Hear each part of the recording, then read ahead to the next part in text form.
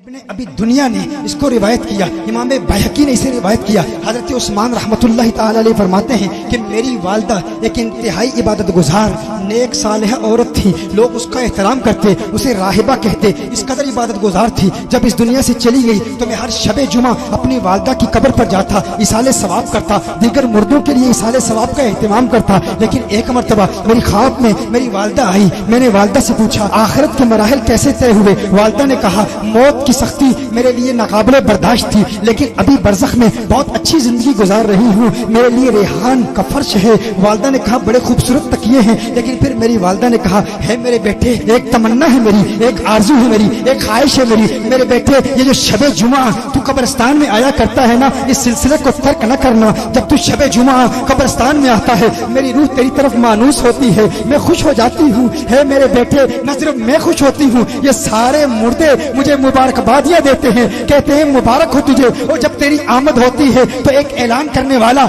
ऐलान करता है राहिबा, है नेकोकार पारसा औरत, तुझे मिलने के लिए एक जायर आया है, एक देखने वाला आया है। मैं कहता हूँ मेरे भाइयों, मेरे दोस्तों, मेरे बुजुर्गों, अगर तुम्हारी वालदा जिंदा है या इस दुनिया से चली गई है, अगर कब्रिस्तान में है तो अब भी वक्त है, कब्रिस्तान में जाया करो, उस वालदा के लिए इसाले सवाब का एहतमाम किया करो। अगर बाप चला गया है तो उसके लिए इसाले सवाब का एहतमाम किया करो, कम से कम हफ्ते में एक मरतबा तो जाया करो। और जिनके जिंदा हैं उस बाप का एहतराम करो, उस माँ का एहतराम करो। जब तुम अपने घर से बाहर जाते हो और माँ खिड़की खोल के अलविदा करते हुए अपने जिगर के टुकड़े को, अपने लखते जिगर को देखती है और फिर प्यार भरी निगाहों से देखती है, तो बड़ी रौनक और बड़े तकब्बुर से कहते हो है मेरी माँ बार बार बाहर ना आया कर, बार बार यूँ प्यार न जतलाया कर। मेरी माँ मेरे दोस्त हंसते हैं, मेरा तमस्कुर उड़ाते हैं, तजलील करते हैं, तहकीर करते हैं। अब मैं बच्चा नहीं, अब मैं तो बड़ा हो गया हूँ, माँ मुझे शर्म आती है। अरे नादान तुझे पता नहीं उस माँ के दिल में तेरे लिए कितना प्यार है, तेरे लिए कितनी मोहब्बत है। वो माँ तुझसे कितना प्यार करती है,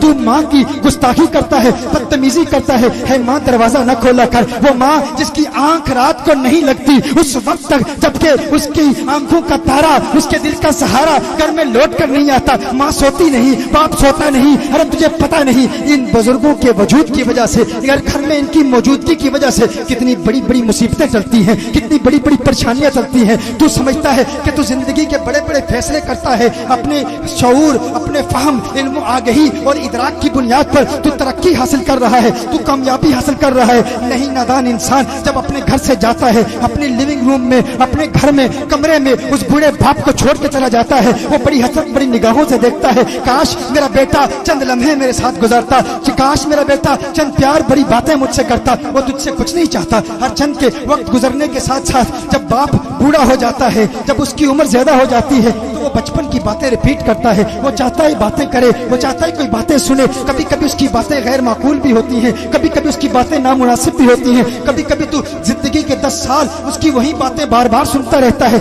थक जाता है। अरे क्या ये पुरानी बातें करता है, मैं तो बड़ा हो गया हूँ, मैं तो कामयाब शख्स हूँ, मैं तो बिजनेसमैन हूँ, मैं तो स्पोर्ट्समैन हूँ, मैं तो डॉक्टर हूँ, मैं तो इंजीनियर हूँ। है वालिद मोहतरम किसी और वक्त तुझसे बात करूंगा, लेकिन तुझे पता नहीं। कभी तू कहता है अरे मेरे तो मुकदमे चल रहे हैं, फुला से जंग है, इस बाप बूढ़े की बातें, ये बूढ़े की बातें सुन के मुझे क्या फायदा होगा। अरे नादान इंसान तुझे पता नहीं बड़े बड़े मुकदमों में तुझे कामयाबी सिर्फ इस वजह से मिलती है कि तेरे घर में वो बूढ़ा शख्स मौजूद है, वो बूढ़ी औरत मौजूद है। मुझे बरतानिया में एक शख्स ने कहा एक वक्त था कि जिंदगी में बड़ी बड़ी मुसीबतें आती थी, तकलीफें आती थी, लेकिन टल जाती थी। लेकिन क्या है अब मुसीबतें आती हैं, टलने का नाम नहीं लेती। एक शख्स ने कहा एक वक्त मेरे घर में पुलिस आई, मुझे बताया गया कि मुझे गिरफ्तार किया जाएगा, लेकिन बाद में कुछ ऐसे हालात बदले और मुझे बताया गया कि अब वो केस खत्म हो गया है। एक मरतबा गैंगस्टर्स ने मुझ पर हमला किया, बड़े ताकतवर थे लेकिन फिर वो नाकाम हो गए। एक मरतबा मैं बैंकरप्सी का शिकार होने वाला था, बैंकरप्ट होने वाला था, लेकिन अल्लाह ने ऐसी मदद की कि मैं बैंकरप्सी से बच गया। लेकिन अजीब बात है जिंदगी में एक वक्त ऐसा था जब परेशानियां आती थी,